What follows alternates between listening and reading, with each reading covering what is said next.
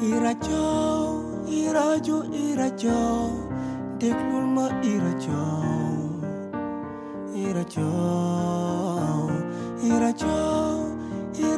irajo, jàppul ma irajo, irajo,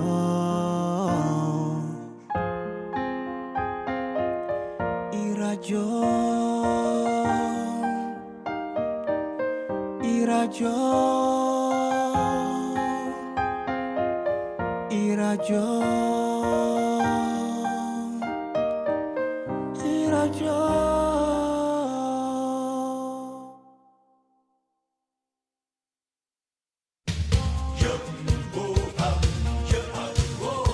Quelle lecture faire de l'inéligibilité d'Ousmane Sonko pour la prochaine présidentielle? Quelle alternative pour lui et son parti ex-PASTEF?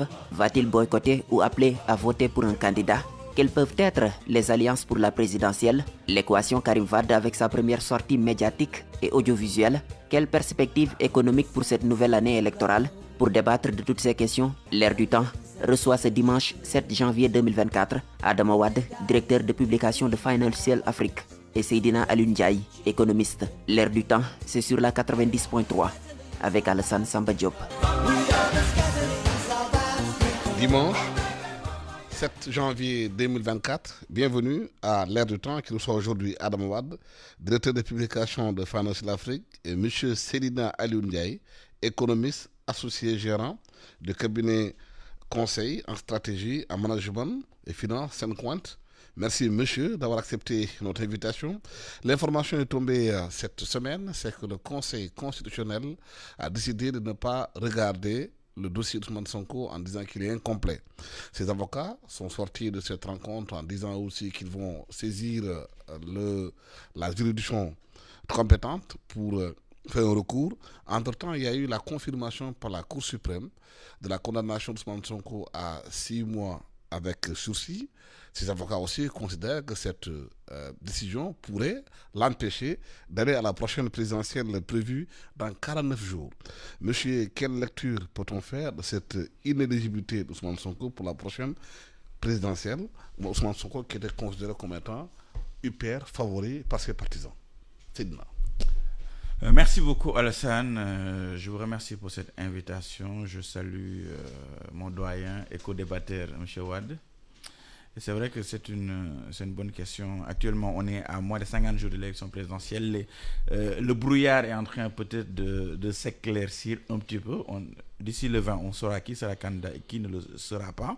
Moi, je ne suis pas juriste, donc je ne pourrais pas donner des arguments ou bien faire une analyse pointue de juriste sur les péripéties de cette candidature-là. Mais c'est vrai que sur le plan politique, c'est un game changer. Parce que, dit-on souvent, les sondages d'opinion plaçaient M. Ousmane Sonko comme l'un des favoris, ou bien au moins l'une des personnalités qui avait le plus engrangé de sympathie politique, avec une frange très importante du fichier électoral, parce que, comme vous le savez, entre 2019 et 2022, le fichier électoral s'est densifié de presque 400 000 nouveaux électeurs. Et quand vous faites l'analyse de ces 400 000 nouveaux électeurs-là, c'est la plupart du temps des jeunes qui sont âgés de 18 à 35 ans. Et cette frange-là de la population, qui est ressortie d'ailleurs très importante dans la dernière enquête de l'ANSD, elle représente presque 76% de la population. Et c'est une frange effectivement qui est très vindicative, qui est très présente sur les réseaux sociaux, qui apparemment portait M. Ousmane Sonko dans son cœur et voulait en faire son candidat. Donc quand le système judiciaire établit que M. Sonko, de par ses actes, de par les péripéties de son odyssée judiciaire, qu'il ne peut plus participer, c'est vrai que c'est un vrai game changer. Maintenant, avec ses alliés, on a 2-3 candidats qui ont passé le premier filtre du parrainage, parce que comme le dit souvent le Conseil constitutionnel, la validation du parrainage ne préjuge en rien de la recevabilité du dossier de candidature. Parce que comme vous le savez, il y a encore 8 autres éléments qui vont être examinés. Donc ça peut être une première grille de lecture sur le fait on aura une élection, comme vous l'avez dit tout à l'heure, avec une grande incertitude parce que l'enjeu principal sera qui va arriver à capter cet électorat-là, jeune, urbain, sur les réseaux sociaux, qui était un peu Pastef, ex-Pastef compatible. Comment arriver à canaliser leur colère, comment arriver à leur donner un semblant d'espoir, comment arriver à les faire participer même à cette élection-là, parce qu'il y a des relents de boycott qu'ils pourraient faire, parce que si leur candidat n'est pas retenu au final, après le 20 janvier, sachant qu'il n'y a pas de recours, il pourrait être tenté par le boycott. Donc c'est tous ces aspects-là qu'il faudrait peut-être mieux analyser. Mais effectivement, comme vous le dites, c'est un game changer et c'est un événement important, justement, que les historiens qui seront chargés d'écrire cette élection-là noteront dans leur mémoire. Adam Wade, quelle lecture peut-on faire de cette situation? Alors, moi je dirais tout d'abord, c'est bien de revenir c'est-à-dire au substrat de ce jugement qui portait sur la diffamation, qui est un élément essentiel du code pénal, du code de procédure pénale, et en même temps qui est inscrit dans le code de la presse, parce que pour une qualité de débat, il faudrait que les faits soient vérifiés, parce que ça influe sur l'opinion publique. Donc en l'espèce, il s'agissait de quoi? C'était M. Ousmane Sonko qui avait accusé un ministre d'avoir détourné 29 milliards. Donc, je pense que le ministre a voulu porter l'affaire devant les tribunaux pour laver son honneur. Ça, je pense que c'est important que vous, comme moi, comme n'importe quel autre citoyen de ce pays, puisse se pourvoir, puisse aller devant les tribunaux pour laver son honneur. Et la démocratie repose sur ça, pas sur la violence, mais sur la capacité d'aller laver son honneur devant les tribunaux. Et donc, en matière de diffamation, à mon avis, il n'y a que deux issues. Soit ce qu'on dit est vrai, alors on le défend, bec et ongle, on part au tribunal en limousine et on le défend devant les juges. Soit ce qu'on dit n'est pas vrai et on fait amende honorable, on fait son mea culpa, on s'excuse, on présente les excuses. Je pense que Ousmane Sonko avait ces deux possibilités durant tout le temps que cette affaire a duré, mais peut-être par manque de conseil de la part de ses avocats, aussi par le fait aussi que c'est un homme politique, c'est très lourd pour un homme politique de se dédire. Donc l'affaire a été poursuivie et a été transformée en une bataille de procédure.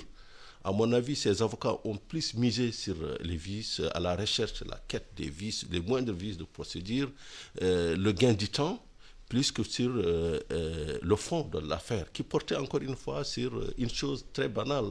C'est une accusation infondée, mais il fallait quand même, à mon avis, il y avait deux voies, deux issues, et on ne devrait pas en arriver là. C'est dommage parce que, comme vous le dites, c'est quand même l'une des personnalités politiques montantes de ce pays, très populaire de par ses idées, surtout ces idées qui portaient sur, je dirais, la renaissance économique, le patriotisme économique, ces revendications fortes, souvent portées contre les multinationales, contre les incitations fiscales.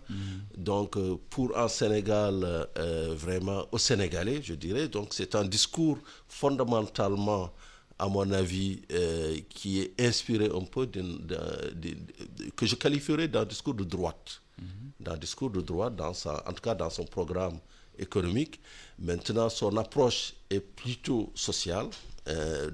Et les Sénégalais ont adhéré massivement à ce discours, en tout cas de par les mobilisations qu'on a vues.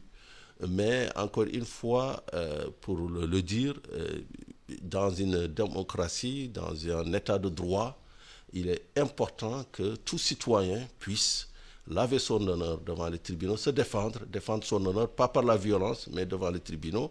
Et en l'espèce, je pense que la justice sénégalaise est sortie gagnante de ce procès, puisque vous avez vu que le procureur de la République n'a pas été suivi dans son réquisitoire, et que les juges ont montré leur indépendance, et il y a eu débat, il n'y a pas eu une condamnation automatique, comme certains y penseraient. Et ce que je voudrais dire juste, c'est qu'il faudrait que les Sénégalais s'approprient de leur système judiciaire, de leur État, de leur démocratie, qui est une vraie démocratie. Et j'ai été un peu choqué de voir des sénateurs américains ou des élus américains demander aux Sénégalais d'organiser les élections dans les conditions normales, sachant qu'en Amérique, on a vu ce qui s'est passé au Capitole. Vous savez, il n'y a pas... aucune démocratie n'est en long fleuve tranquille. Il y a des crises. Et au Sénégal, il y a eu une vraie crise quand même depuis 2021 avec l'affaire Adji Sarr, etc. Avec ces manifestations qui ont quand même saccagé des biens économiques qui appartenaient aux Sénégalais. Mais il faudrait, et c'est là où peut-être on reprocherait à l'État de ne pas avoir fait toute la lumière sur toutes ces affaires, ce qui s'est passé, le bilan économique. Parce que l'important, c'est que de telles choses ne se reproduisent pas au Sénégal. Qu'on évolue vers la construction du pays, vers un Sénégal de paix et un Sénégal qui est à la recherche de l'émergence et du bien-être pour sa population. Mais comment peut-on comprendre que Ousmane Sonko, l'envergure qu'il a eu en 2019, là où il est arrivé, le discours qu'il portait, le projet dont il parle, qu'il puisse aujourd'hui tomber dans des pièges comme ça, de façon aussi amateur? Alors, ça peut-être, comme l'a dit mon co-débatteur, c'est quelque chose qui mériterait peut-être une analyse à différentes variables, donc peut-être psychologique, sociologie, économique, etc. Maintenant, de mon point de vue, je pense que juste après l'élection de 2019, il y a eu un vide qui s'est créé dans l'espace public. Dans l'espace politique. Parce qu'on a eu le deuxième candidat qui est arrivé, Idrissa Seck, qui était très très silencieux, d'ailleurs qui a payé un peu la facture de cette silence-là, puisqu'il n'est pas passé au premier tour lors du parrainage, sachant qu'il a rejoint après le camp présidentiel. Khalifa Sall était encore dans ses déboires politico-judiciaires, Karim Wade était un peu à l'exil, donc il y a eu un vide qui s'est créé autour, un petit peu dans le champ politique. Et ce vide-là, il a été exploité par M. Ousmane Sonko, bien sûr, qui a souvent fait des déclarations très incendiaires, très accusatrices, en désignant tout le temps des boucs émissaires. Et c'est cette stratégie-là qui a fait qu'il a pu cristalliser un petit peu, bien sûr, ce fond de démagogie et de populisme. Parce que quand vous indexez quelqu'un en disant « oui, c'est vous le fautif, c'est vous qui faites que je n'ai pas de pain, etc. » Et souvent, c'était des analystes qui étaient vraiment à un niveau très, très, très bas pour un peu éveiller les bas instincts un peu du peuple. C'est ça aussi qui a fait un petit peu son succès. Et à un moment donné, ça a pu grandir. Et vous savez que le quinquennat dans lequel on sort a été frappé par deux grandes crises géopolitiques mondiales. On a eu, juste après une année, on a eu la crise de la Covid-19 qui a complètement perturbé et percuté le cours normal des choses. Il y a eu les restrictions de liberté, il y a eu le confinement, il y a eu le renchérissement des prix, et tout ceci a eu un impact très très très défavorable face aux enjeux et puis au contexte global. Après cette crise-là, on a eu ensuite une deuxième crise géopolitique très dure, c'est la crise russo-ukrainienne, avec le déclenchement d'une guerre avec deux belligérants d'un coup, et qui presque contrôle les 2/3 du commerce des matières premières dans le monde. Quand on prend le Sénégal, qui est un pays qui est très importateur de presque tout, de blé, du pain, du riz, etc. Quand vous prenez la déstructuration des coûts des circuits d'approvisionnement, ça aussi, ça a un impact énorme. Et c'est sur fond de tout ça que le discours de M. Ousmane Sonko a pu porter. Maintenant, quand on parle de Ousmane Sonko, il faut sérier les choses. Parce que quand on analyse, quand on met tout globalement, ça peut être un gros magma sur lequel on ne comprend pas. Quand vous prenez l'affaire Adji Sarr, c'est à la base une affaire de mœurs qui concerne deux personnes. C'est M. Ousmane Sonko, de son propre aveu, qui s'est déplacé pour aller dans ce lieu-là, que d'aucuns qualifieraient de plaisir ou de débauche. Moi, je ne serai pas jusqu'à là. Donc, le fait générateur, comme disent les comptables, c'est ça. Donc, c'est de manière personnelle, M. Ousmane Sonko est parti à ce lieu-là. Maintenant, après, peut-être qu'il y a eu des complots, peut-être qu'il y a eu des ramifications, etc. Ça, après, l'histoire en jugera. De la même manière, les différentes péripéties aussi du procès, c'est des choses sur lesquelles on peut revenir, hein, parce que au début il était poursuivi pour menace de mort et viol suivi de menace de mort. À la fin, on a vu que les faits ont été requalifiés en disqualifiés, ou bien requalifiés en corruption de la jeunesse, qui est un terme assez joli dans un français un peu désuet, mais qui figure dans le code mais pénal. qui figure encore dans le code pénal, mon cher Wad. Donc ça aussi, c'est matière à interprétation. Maintenant, en ce qui concerne l'affaire avec Mame Mbaye Niang, c'est une affaire de diffamation. Moi, j'ai un avis plus nuancé que mon débatteur. Je pense que le charme de la démocratie, c'est une judiciarisation un peu faible des échanges. Parce que je trouve que il a parfaitement raison. Hein. Moi, de mon point de vue, si j'étais conseiller d'Ousmane Sonko, je lui aurais conseillé d'avoir la grandeur de reconnaître que, effectivement, il a fait une déclaration publique sur l'affaire Mame Mbaye Niang, mais qu'il ne détient pas le rapport. Et vous savez, quand se faire pardonner, faire amende honorable, n'enlève en rien à votre grandeur. Il l'aurait fait dès le début.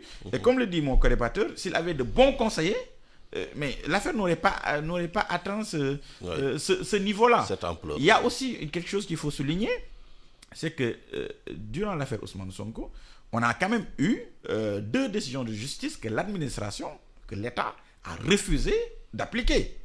Ça aussi, c'est une première. Moi, je suis économiste, je suis banquier d'affaires. Je ne suis pas juriste du tout. Mais ce que je trouve passionnant dans les affaires d'Ousmane Sonko, c'est que j'apprends beaucoup le droit. Parce que j'apprends beaucoup, il y a corruption de la jeunesse, rabat d'arrêt, telle chose. C'est des notions qui sont très intéressantes. Mais Alassane, quand même, avec l'affaire Ousmane Sonko, on a vu 2 décisions de justice que l'administration sénégalaise, que l'État sénégalais a refusé d'accepter. Sachant que le principe de l'État de droit, c'est que l'État doit se conformer au droit. L'État doit appliquer le droit. Donc, parce que l'État, par essence, est impersonnel. Ça dépasse nos petites vies là, ça dépasse nos contingences, ça dépasse l'État du Sénégal. Hier, je faisais la remarque à quelqu'un, on a juste 63 ans, mais d'ici 1200 ans, le Sénégal continuera. Tout à fait. Donc, si l'État du Sénégal, je peux comprendre d'autres entités, mais si l'État du Sénégal lui-même refuse d'appliquer une décision de droit, il y a un problème. On a vu la décision. Vous parlez de la réinscription dans les listes électorales.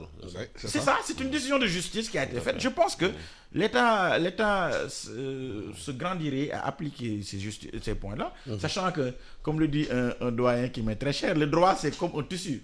On peut couper n'importe quelle combinaison, même camisole de force si on veut.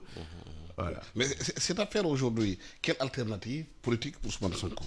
S'il ne part pas à l'élection présidentielle, qu'est-ce qu'il doit faire? Quelle doit être l'attitude de son parti? Est-ce qu'il doit miser sur quelqu'un? Il doit chercher un plan B, un plan A, un plan C, un plan D? Est-ce qu'ils vont boycotter? Quelle doit être la configuration? Alors, moi, je pense que, vu de loin, en tant qu'observateur, je pense que l'alternative la plus logique serait la consigne de vote. Et cette consigne de vote porterait naturellement sur ses partisans.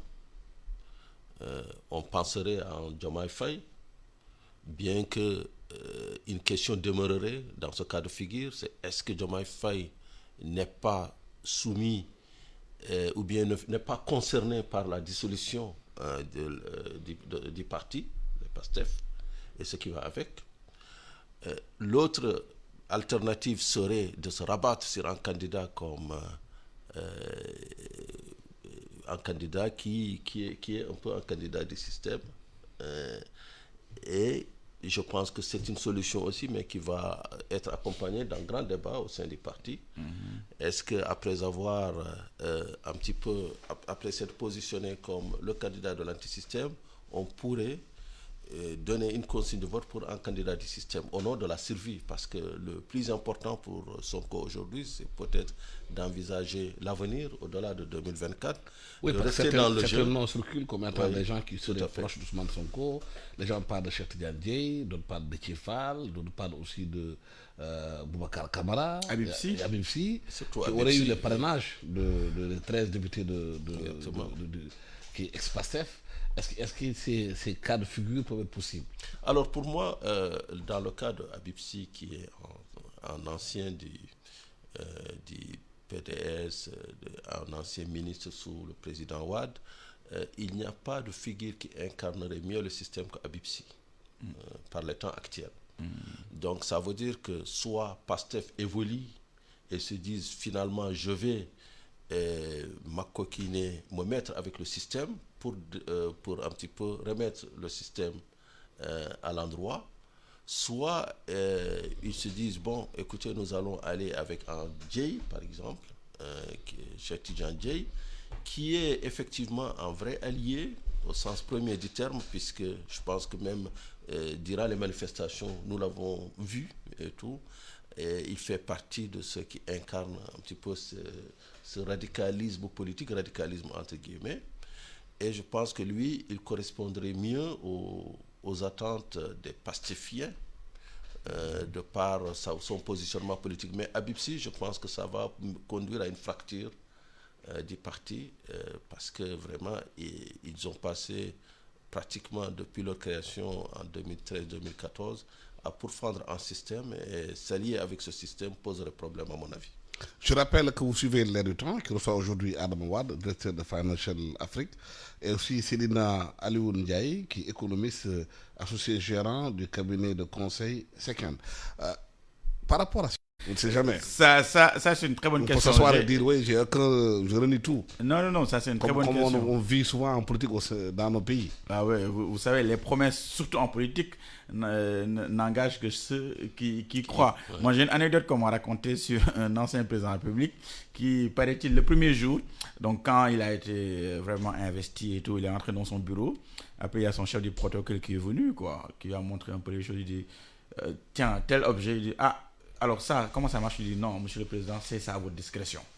Et comme ça, il montre encore un autre objet. Il dit, et ça, c'est quoi? Il dit, non, monsieur le président, ça, c'est à votre discrétion unique. Et après avoir présenté plusieurs objets, après, à un moment donné, le président, vous voyez un petit peu, justement, avec cette immanence-là du pouvoir qui commence à monter un peu à la tête. Après, il a appelé son assistant pour dire, écoute, appelle mon épouse et mes enfants, dis-leur de venir saluer le président. C'est-à-dire que tout de suite, il a commencé à changer. Il n'est plus le père de famille ou l'homme familier, il est devenu. Donc, c'est pour dire que M. Ousmane Sonko n'a aucune garantie que le cheval sur lequel il pariera demain sera un président qui va être dossier. Parce que, Alassane, il n'existe pas de président par procuration. Ça n'existe pas. Et le meilleur exemple, c'est la Mauritanie. Vous avez deux amis de plus de 40 ans. Mais vraiment 40 ans entre Abdelaziz et Ghazouani. C'est 40 ans d'amitié. 40 ans de dîner, de partage, mais de liens familiaux. 40 ans. Et il lui a donné le pouvoir. Et même au début du mandat de Ghazouani, Abdelaziz se sentait un peu fort. Il avait des hommes encore. Mais vous avez vu, il a été condamné, il est en résidence surveillée, etc. C'est que la nature même du pouvoir, surtout en Afrique, c'est une certaine verticalité et une unicité même dans le déploiement des prérogatives. C'est ça qui fait que vous pouvez tout faire, mais quand il y a la personne qui s'assoit sur le fauteuil, et c'est aussi d'un héritage même avec la France, donc même vous avez vu en France, vous pouvez tout faire pour élire quelqu'un, mais c'est le chef des armées, c'est le patron de l'État, c'est le chef de l'État. Donc, sur ce registre-là, je ne pense pas que l'avenir politique de Ousmane Sonko pourrait s'éclaircir avec éventuellement un président qui s'est issu de ses rangs. Ça, c'est la première analyse. La deuxième analyse, c'est que si vous regardez bien, on risque d'avoir peut-être Ousmane Sonko, et peut-être que Paris sur 2-3 candidatures.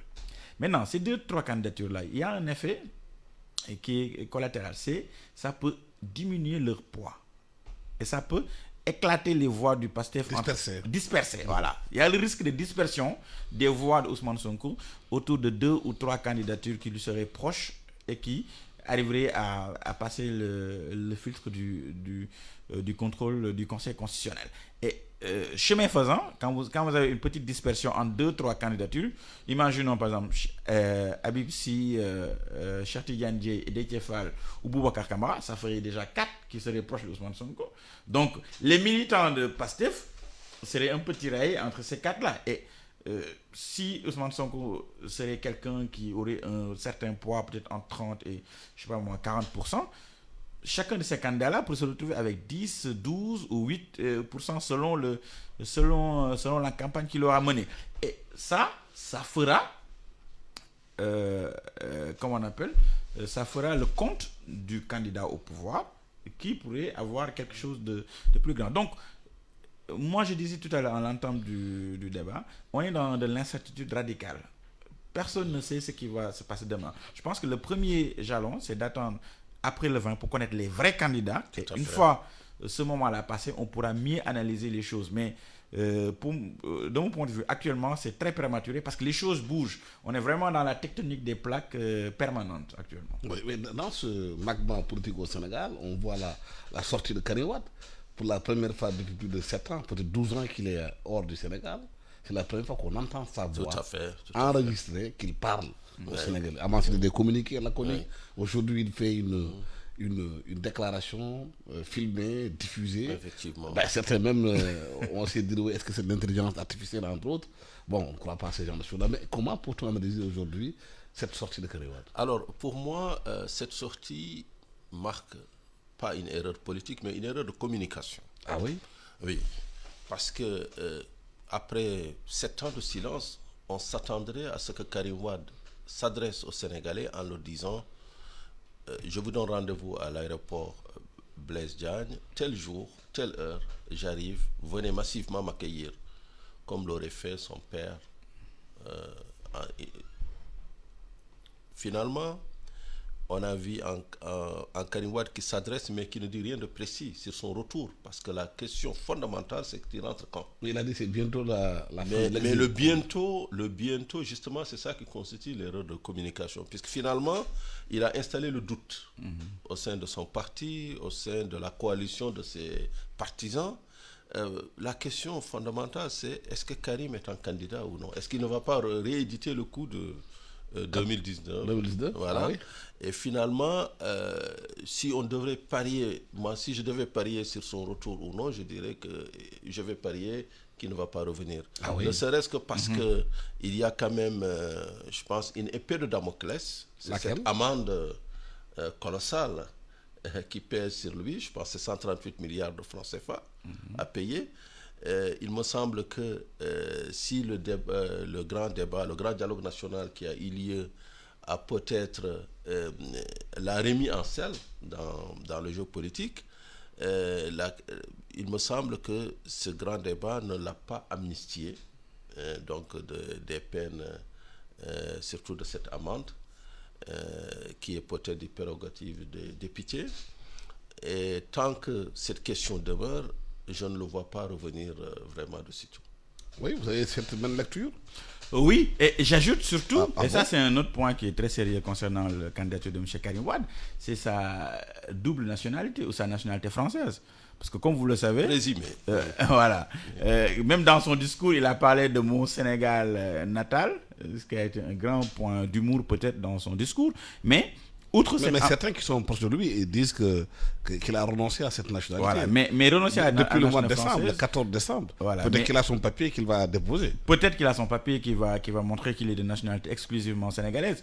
Mais moi aussi, j'ai la même lecture que M. Wade. Je ne pense pas que fondamentalement, Karim Wade veuille vraiment être président de la République du Sénégal. Parce que quand vous regardez sa posture, tout à l'heure vous l'avez rappelé, depuis 12 ans, c'est la première fois qu'on entend sa voix. Donc, il pense gérer le Sénégal depuis Doha ou le Qatar. Les conditions de son extradition ou de son exil, comme il le dit, sont encore des conditions floues aux yeux du Sénégal. Vous êtes accusé, vous êtes condamné, vous êtes emprisonné. Du jour au lendemain, on vous sort, il y a un jet privé, il y a un émir du Qatar qui vient, qui vous prend. Le procureur du Qatar. Et le procureur du Qatar qui vient, qui vous prend, vous partez. Et puis, depuis lors, silence zéro. Sinon, c'est des communiqués laconiques, c'est des Karim vient aujourd'hui, Karim ne vient pas aujourd'hui. Et puis, moi, Alassane, vous savez, ma ferme conviction, c'est que au fond de lui-même, Karim Wade ne veut pas être président de la République du Sénégal. Parce que Karim Wade, son profil, quand vous regardez son pédigré, Karim Wade est un banquier d'affaires. Karim Wade, c'est le jet privé, c'est le yacht, c'est Monaco, c'est le caviar. Karim Wade, moi, je ne le vois pas aller à Nietimbar ou aller à Gent-Pate ou être dans la banlieue, etc. Donc, vous savez, quand DSK, dans l'avion là qu'il ramenait en France pour être candidat, il a été arrêté par le FBI, il y a des gens qui ont parlé d'actes manqués.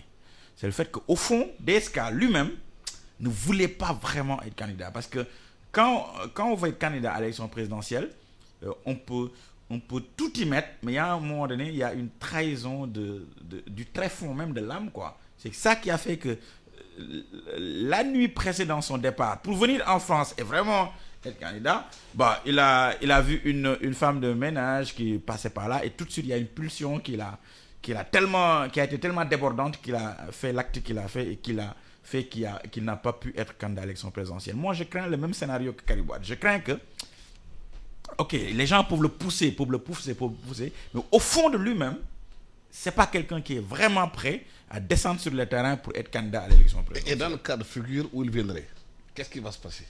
Alors, dans le cas de figure où il viendrait, moi je dirais que le camp libéral va se renforcer. Qu'est-ce que j'appelle le camp libéral? Il y a le Benno Bokk Yakaar, même si dedans il y a des éléments socialistes qui sont très forts. On peut parler au Sénégal aujourd'hui de camp libéral, de gauche, de droite. Voilà, et on ne peut pas en parler, mais on peut, pour clarifier le débat, dire il y aura le camp espagnole. Le camp de la continuité programmatique du plan Sénégal émergent à travers les grandes infrastructures, la réalisation des projets énergétiques, la réalisation des grands projets PPP qui couvrent les services Et vous pensez que Karim Wade va renforcer ce camp-là? Mais écoutez, c'est eux qui l'avaient commencé. N'oubliez pas que le Sénégal, de 1960 à 2000, était dirigé par des socialistes et qu'on n'avait aucune autoroute. Oui. Et que le taux d'électrification était de moins de 50%. Quand le président Wade est venu au pouvoir. Sénégal 92. Voilà, un seul pont qui s'est d'ailleurs par la suite, je pense, effondré. Ouais. Voilà. Donc, c'est à l'entame des années 2000 que le Sénégal a pris un virage libéral qui a été bénéfique à tous les niveaux, à mon avis, avec les autoroutes, avec le triplement aujourd'hui, si je prends entre 2000 et en ce moment, le quadruplement de la capacité énergétique installée. Donc il y a eu cette audace d'Abdoulaye Wade qui a été accompagnée par le banquier d'affaires qu'on connaît, Karim Wade, qui a joué un grand rôle dans le montage du premier tronçon de l'autoroute, qui a joué un grand rôle dans certains grands projets d'infrastructure, donc qui a permis de mobiliser des financements.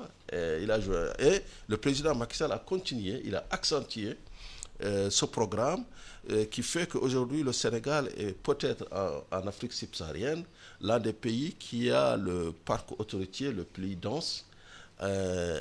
Et quand on voit comment par exemple le TER et le BRT ont été réalisés, c'est-à-dire à coût de milliards avec de l'endettement, ce qui est un mal nécessaire à mon avis. C'est comme il y a comme on dit le bon et le mauvais. Est-ce que politiquement Karim Wade va bousculer ceux qui sont déjà là ou bien comment Alors, ça va se passer? Karim Wade va amplifier le camp libéral aux côtés de l'alliance Benno Bokk Yakaar, de Idrissa Seck. Moi, je pense que ça, c'est le pôle libéral, c'est un peu les fils spirituels du président Wade. Donc, il y a ce bloc. Et Karim, naturellement, s'il rentre en cas de deuxième tour, ou en cas d'une alliance libérale, il va intégrer ce bloc. Parce que ce bloc fait face à ce que j'appellerais l'alternative. C'est-à-dire l'alternative. C'est là où je ne peux pas parler de socialistes, puisque c'est très éclaté. Il y a les ministres déçus du choix de Amadouba, Benno Bokk Yakaar. Je parle des opposants à ce bloc. Nous avons donc toute une multitude de personnalités indépendantes en politique, comme Anta Babacar Ngom, si jamais elle passe les autres filtres pour être candidat. Boubacar Camara, donc, qui est, à mon avis, un libéral, puisque quand même on ne peut pas travailler avec le président Talon si on n'est pas libéral. Donc les élections vont se résumer en un duel entre le camp libéral, la continuité programmatique du PSE et une alternative qui n'est pas encore très bien définie et structurée dans sa quête, dans sa requête. Avec cette élection, on entre avec une nouvelle année, 2024. Quelles peuvent être les perspectives économiques? Est-ce que cette année peut être une année difficile pour l'économie sénégalaise avec ce qu'on est en train de vivre?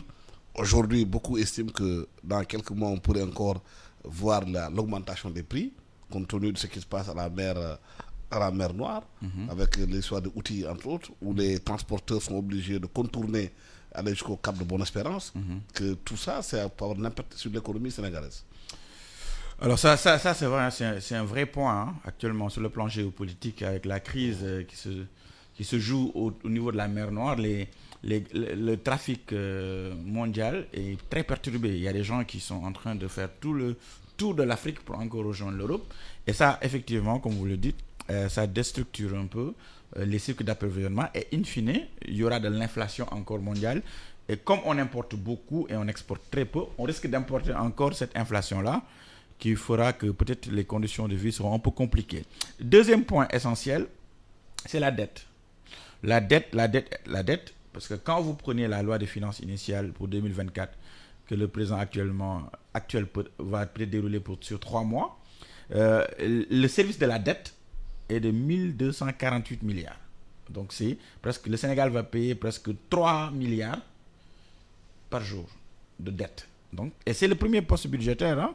Donc ça, c'est un sérieux coup. C'est pour ça que le prochain président de la République, moi je pense que une fois l'euphorie du passage, de la passation de service, il trouvera des dossiers très chauds sur sa table. Hein, parce que la première loi des finances rectificatives sera très importante et elle indiquera peut-être le chemin que la nouvelle présidence va prendre. Et troisième point, je pense, très important. Est-ce que cela ne va pas coïncider avec le début d'exploitation de gaz et de pétrole? Je vais y venir. Troisième point, ça va être l'emploi. Hein. L'emploi, avec la détresse de la jeunesse. Hein. Parce qu'on a vu cette année-là, l'année dernière, on a vu tous les départs massifs des jeunes à la quête d'espoir et tout ça. Et ça, c'est un flux qui n'arrête pas. Chaque année, vous avez 200 000, 300 000 nouveaux jeunes qui arrivent dans le marché de l'emploi, qui ont besoin d'emploi. Il y a l'informel encore, il y a la bidonvillisation de Dakar, il y a tous les marchands ambulants, tout le problème. Tout à l'heure, avant de venir, je lisais un article du Monde sur l'importance des engrais et sur le fait que le sol sénégalais est très pauvre, que les agriculteurs ne s'en sortent pas, que les rendements ne sont pas vraiment à la hauteur des investissements. Le Sénégal a des phosphates, oui, de Ndori, qui tout est à fait. Fleur de peau. Et ça me permet d'enchaîner sur le cinquième enjeu qui est l'industrialisation. Parce que on est tous d'accord sur le diagnostic. Sans politique industrielle du pays, le surplace qu'on est en train de faire, on va faire même de la reculade. Parce qu'on a fait du surplace sur beaucoup de domaines. On a vu que le chômage en 10 ans a bondi de 12 à 24%. On a vu que la dette a bondi de 40% du PIB à presque 80% du PIB. Et malgré tout ça, on a des problèmes d'emploi. On a un problème de secteur industriel. On a aussi un problème de la dette. Donc c'est tout ça qui sont des enjeux qui vont faire que, sous les perspectives économiques, bien sûr, vous l'avez évoqué tout à l'heure, ça c'est le 6e point, c'est l'exploitation du pétrole et du gaz. Mais moi, je suis très prudent parce que les recettes du pétrole et du gaz, pour faire simple, sur les 10 prochaines années, ça ne va pas dépasser 1% du PIB. On est entre 600, 700, 800 milliards de francs CFA, ce qui n'est pas énorme par rapport au PIB. Sachant que, et ça c'est les retombées pour l'État, hein, sachant que déjà il faut toute la phase d'amortissement des investissements qui ont été faits par les majors, justement pour rentrer dans leurs fonds, parce qu'ils ont investi des milliards pour faire de l'exploration et du développement. Voilà, donc les contrats de partage de production, comme vous le dites. Donc le pétrole et le gaz, ça ne va pas fondamentalement changer les finances publiques. Peut-être ce qu'il pourrait faire, c'est nous permettre d'amorcer notre virage vers l'industrialisation. Et pour ça, il faut saluer actuellement un acte révolutionnaire qui a été pris par le président actuel, le président Macky Sall. C'est le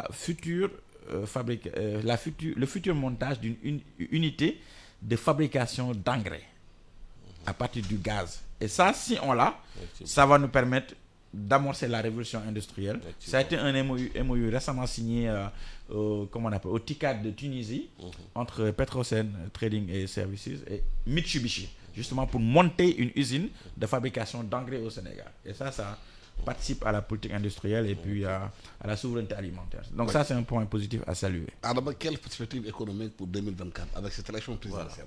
D'abord, sur le court terme, je reviens sur ce qui s'est passé en mer Rouge, au détroit de Bab el-Mandeb, puisque nous, les Africains, on a parmi nos insuffisances, c'est le fait qu'on n'a pas de flotte marchande.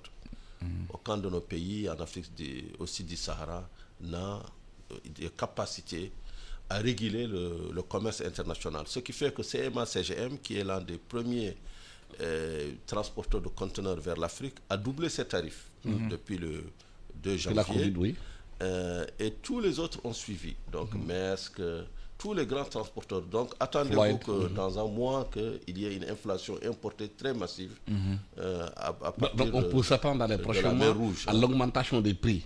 Effectivement. Oui. Les Sénégalais vont dépenser plus pour acheter. Oui. Le premier facteur d'augmentation de prix, il vient souvent par la mer, par les ports. Non seulement il y a le fret qui a flambé, mais aussi il y a les coûts de passage portière, le transit portier qui n'est pas très facile, qui nécessite beaucoup de réformes. Or, nos ports sont souvent considérés comme et bizarrement, ces questions ne sont pas abordées par les candidats. On n'entend jamais les candidats parler de ces questions fondamentales. Oui. Au Sénégal, le débat a été monopolisé par des aspects politiques superficiels, politiciens. Mais le vrai débat, c'est vraiment l'économie. Parce que non seulement on a une population très jeune, en âge médian de 19 ans, ce qui veut dire que vraiment tout est à faire, parce que quand vous avez 70% de la population qui a moins de 35 ans, donc votre premier paramètre d'urgence, c'est l'emploi. Or, l'emploi, mon co-débatteur a parlé d'industrialisation. L'emploi au Sénégal passe par la mise en valeur de ses ressources, de son territoire. Et l'industrialisation, c'est une synthèse, mais il y a un préalable, et le préalable, c'est de valoriser le territoire, c'est-à-dire de créer des infrastructures de base. Et la première infrastructure de base, c'est l'énergie. Tant qu'on n'a pas une capacité énergétique suffisante, on ne pourrait pas mettre en valeur nos immenses ressources. Les petits, même l'informel, les tailleurs. Mais Adama, le soleil que tu as sur 365 jours, mais le solaire, comme une alternative pour notre énergie. C'est une alternative. D'ailleurs, le Sénégal l'exploite. Je pense qu'il y a à peu près 4 centrales solaires, au moins, qui existent depuis 2014. Mais c'est et pas la encore première, généralisé.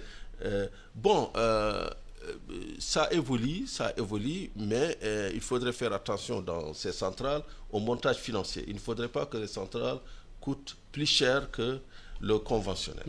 Donc, les infrastructures de base, moi, à mon avis, le prochain président, sa priorité sera de poursuivre l'investissement dans l'énergie, dans le transport, dans l'eau potable, l'accès à l'eau potable, et en même temps la dédensification du trafic à Dakar. Mais en parlant de transport, beaucoup ne comprennent pas pourquoi au Sénégal on n'a pas arrivé à mettre en place des trains, mais qui quittent Dakar, qui vont Matam, Bakel, Tambacounda, Kolda, Ziguinchor. Oui, vous savez... qui maillent le pays de trains. Je jetterai encore une pierre aux socialistes, parce qu'à mon avis, il y a eu un ralentissement ou un désinvestissement au Sénégal entre 1960 et 2000. Et le Sénégal n'est pas, à l'inverse des autres pays d'Afrique subsaharienne, le Sénégal a reçu du colonisateur des infrastructures ferroviaires. Le train allait jusqu'à Saint-Louis. Il faut lire Abdoulaye Sadji Maïmouna pour s'en convaincre. Donc, ces infrastructures... Il aurait pu continuer jusqu'à Matam, effectivement. Et l'une des grandes erreurs des libéraux, de Karim Wade notamment, ça a été justement le démantèlement du rail. C'est impardonnable. L'autre erreur, je ne sais pas, est-ce que c'était Abdou Diouf ou Abdoulaye Wade, ça a été les phosphates. C'est une tragédie. Les ICS, oui. C'est une tragédie. Parce que les ICS, la privatisation, bien sûr, il y a eu même la mise en faillite, la privatisation. Alors que le Maroc, qui a l'office chérifien des phosphates, est devenu le premier exportateur mondial des engrais depuis maintenant 10 ans. Donc, c'est les mêmes phosphates, mais qui ont été valorisés. Maintenant, la perspective gazière, elle est intéressante parce que gaz et phosphate, ça donne des engrais. C'est ça. Ça veut dire que le Sénégal a tout pour refaire, mais il faudrait, avec Indorama, avec les Indiens, il faudrait quand même revenir à la table de négociation. Pour la géographie du capital. Et là, c'est très sensible. Il y a certains candidats qui amènent la renationalisation des ICS. Non, moi je suis contre le mot nationalisation. Ça ne mène à nulle part, c'est de la démagogie. Mais je suis pour des négociations intelligentes avec l'autre partie, parce qu'il faut aussi comprendre que le Sénégal attire des investissements parce que le Sénégal est un pays responsable, c'est un état de droit, la propriété privée elle est garantie.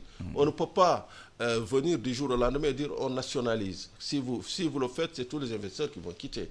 Mais par contre, il faut négocier. Il y a peut-être à revoir le procédé d'attribution de ces gisements de phosphate. L'autre aspect qui est important, c'est l'agriculture. Effectivement, tant que les intrants sont importés, l'agriculture ne sera pas performante. L'autosuffisance en riz ne sera pas atteinte. Et le Sénégal, comme d'ailleurs tous les pays de la CEDEAO, sont engagés dans cette autosuffisance. Ce qui manque à tous ces pays, c'est le fait de comprendre, d'accepter que l'autosuffisance passe par la CEDEAO, par l'intégration économique, et non par une vision solitaire du développement. Nous ne pourrons pas y arriver si on considérait le Sénégal comme une entité unique et non comme une entité faisant partie de l'UEMOA, de la CEDEAO et de l'Union africaine, notamment je pense à la ZLECA, la zone de libre-échange continentale, en parlant de ça. Ouais, mais il y a beaucoup d'électeurs qui sont préoccupés par le coût de la vie. Et si on dit aujourd'hui que, compte tenu de ce qui se passe en mer Noire, il y aura des impacts sur le coût de la vie dans quelques mois, et que les candidats, on ne les entend pas parler de ces questions précises. Ça, c'est votre rôle, Alassane. Donc, votre rôle en tant que journaliste, c'est justement d'exiger le débat économique justement aux candidats qui seront retenus. Et j'ajoute tout à l'heure sur mon analyse des enjeux qui vont structurer 2024, et ça va déplaire aux Diobènes que vous êtes. Le riz. Vous savez que l'Inde actuellement, cette année, il y a eu une décision de l'Inde en août 2023 de réduire les exportations de riz. Et vous savez, l'Inde, c'est le premier exportateur mondial de riz. Donc 40% du commerce mondial de riz, c'est l'Inde. Et l'Inde a décidé de réduire son exportation de riz parce qu'il y a eu justement des inondations, des moussons dévastatrices. Et ça a un impact direct sur le Sénégal. Récemment, j'ai entendu le ministre du Commerce dire que justement cette réduction-là de la facture d'importation du riz de la part de l'Inde va créer des tensions lors du premier trimestre là. Parce que le Sénégal a besoin d'importer à peu près 1 300 000 tonnes de riz. Et ça a été réduit jusqu'à 1 million de tonnes. On a quand même vécu la Covid. Ça devait être quand même des indications par rapport à la production. Tout à Pourquoi on ne produit pas autant de mil, autant de sorgho et autres variétés céréales pour essayer de remplacer ça par le riz? Non, parce qu'il y a différents paramètres qui entrent en jeu. Justement, parce qu'il ne suffit pas seulement de produire, il faut avoir un bon circuit de distribution, il faut avoir un bon aménagement du territoire, il faut avoir de bonnes unités de stockage, justement, il faut avoir un réseau de transport qui soit assez densifié. Mais ça, ce sont des leçons qu'on devait tirer de la Covid. Mais c'est les leçons qui ont été tirées. Mais est-ce qu'elles sont mises en œuvre? Jusqu'à présent, force est de constater que ce n'est pas encore le cas. Et justement, l'élection présidentielle, moi, ce que je souhaite, c'est que l'élection-là, qu'elle ne puisse pas être volée aux Sénégalais. Oui. Moi, je pense que l'élection-là serait volée aux Sénégalais si on arrive à élire un président par effraction, sans savoir réellement ce qu'il a dans les tripes sur le plan économique. Quelle est son orientation? Est-ce qu'il faut continuer de faire du financement massif par un endettement étranger, un financement lié? Est-ce qu'il faut continuer dans cette économie duale-là, où on a un secteur primaire qui n'est pas productif, un secteur tertiaire qui porte la croissance, frappé par 97% d'informels, et puis les services qui exportent tous les dividendes? Est-ce qu'il faut financer l'économie par une politique de la demande et non plus de l'offre? Est-ce qu'il faut sortir du keynésianisme infrastructurel qui veut que, oui, il faut faire des infrastructures de prestige, souvent déconnectées de l'économie réelle? Est-ce qu'il ne faudrait pas tout arrêter et remettre le chemin de fer dans le Sénégal des intérieurs? Est-ce qu'il ne faudrait pas, là, avoir une politique sanitaire qui ne soit plus seulement axée sur les grandes infrastructures, sur les hôpitaux, sur je sais pas moi, combien de kilomètres carrés, alors qu'il n'y a pas les services dont les Sénégalais ont besoin? Actuellement, la politique sanitaire doit peut-être se porter sur les nouvelles maladies qui déciment les Sénégalais. Je veux parler du diabète, de l'hypertension artérielle, de l'insuffisance rénale. Donc, c'est tous ces enjeux-là. Et vous, Alassane, vraiment, vous rendrez un grand service au pays. On le fait. Si vous faites tout pour, de force, tirer les candidats à sortir le fond même de leur programme économique. Et ainsi, l'élection ne serait pas volée. Sinon, le risque, c'est qu'on aura un président de la République qui ne nous aura pas dit ce qu'il compte faire de ce pays-là. Et ça, c'est un vrai problème. Alors, d'abord, moi, je pense que, en ce qui me concerne, je ne vois pas d'infrastructure de luxe au Sénégal. Même le terre, ce n'est pas une infrastructure de luxe.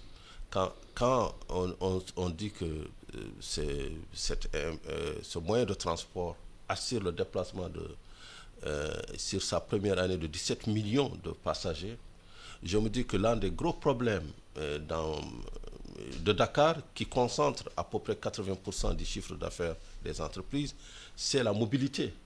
Tant qu'il n'y a pas de mobilité, donc il n'y aura pas d'efficacité et de performance économique. Parce que si vous avez 80% des entreprises concentrées sur un territoire aussi petit et que par jour, vous ne pouvez pas assurer 2 courses à cause de l'embouteillage, il faudrait trouver une solution urgente et rapide. Je finis. Deuxièmement, je me dis que les grandes infrastructures, elles sont essentielles parce que le vrai problème de l'engorgement de Dakar venait du fait que le reste du territoire n'avait jamais été valorisé. Moi, je suis de l'île à Morphil. Il fallait 7 heures pour quitter Demet en Djoum. 7 heures sur 27 km, où on passait par pirogue et on passait par cheval. Donc aujourd'hui, il y a une route qui relie Demet et ces terres arables au reste du Sénégal.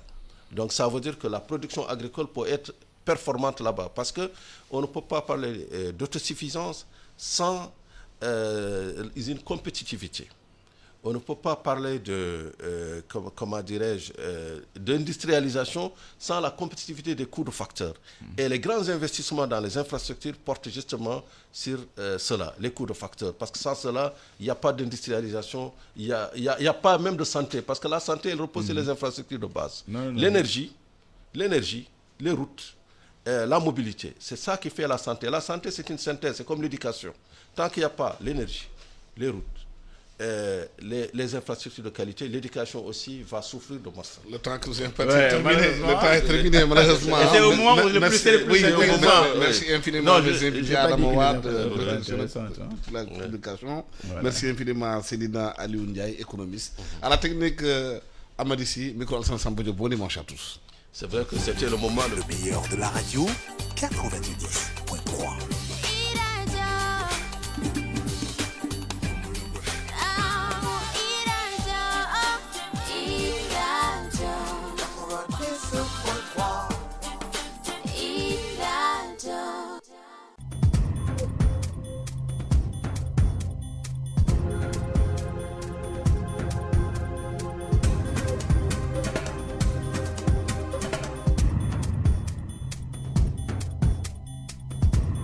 rajo Geddi toppandi ñaari simili moo jot a toftale ci fukki waxtu ak benn bi lu jukkib xibaar tiitaangeel lañu koy doora ci biir géej gi ak juróomi commando yu marine nationale yu ñu ne dañoo daal di riir fekk ñu ngi doon dàqe ak gaal gu ñu ne dafa yeboon ab sinebre loolu nag l'arme bu mu ci àddu ak kayit gu mu daal di sawanal